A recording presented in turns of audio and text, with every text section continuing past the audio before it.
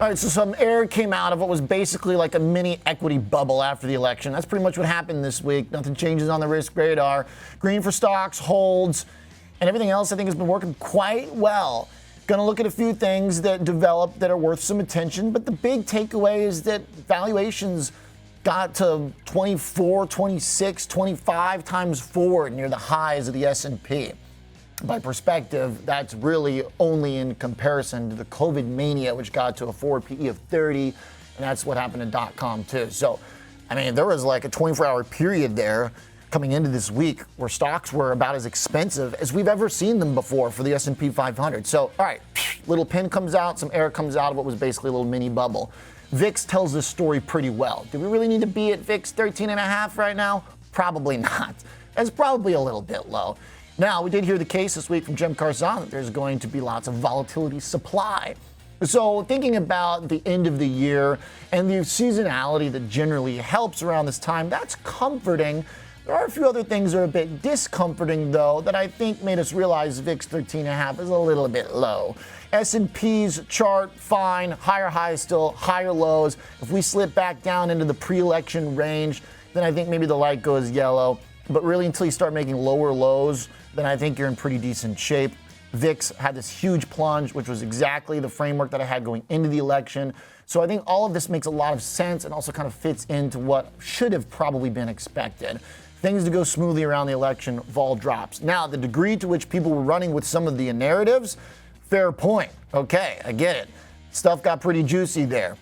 Definite election trades that kind of blew the doors off. And there might be some very serious consequences about policy changes, but that stuff is still all pretty far out. What we've got in front of us right now is economic data that continue to come in very solid. Retail sales was a nice continuation of that story. But the hang up that means we don't need any more cuts, especially because the whole bond trade started with the cuts. I talked yesterday about the butterfly effect in bonds, the way short and long term interact with one another. The key takeaway right now is that generally yields are well supported, but technically the chart is getting a little bit slower. The 10-year couldn't quite break out with conviction past the post-election highs. I think that's also telling us that there was a lot of overrated Trump analysis in the bond market. What I was arguing was that it's Fed related and it's economy related. Now, the way the Fed's part starts to get complicated is if we've got enough strength in the economy to avoid a December cut. What I argued yesterday is that you're going to probably see a more flat version of the curve. It means long yields could keep going higher, but they'll probably go at a little bit of a fairer pace relative to the short end that's going to have to come up now too.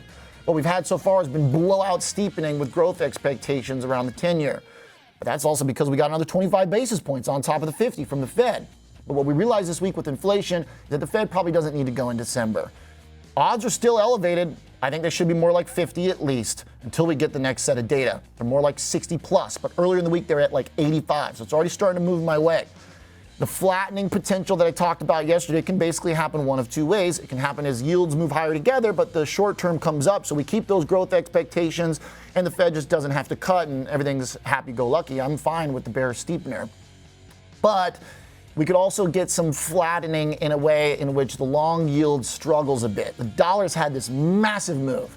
The dollar's going to have something really big to break out of multi-year highs. So if you kind of apply some of that same logic to yields, I'd be aware of some potential flattening, even if yields shift along the curve higher together. But the possibility for the downside you want to watch for is if the long end starts going down again. If we get flattening that way, that's not going to be ideal because that might tell us that growth expectations are not equivalent and supportive of enough of all the other valuations that are going on, especially if the stock market comes under pressure. That could put a bid into long yields too. So little air comes out of it. Things to think about next week. Have a great weekend.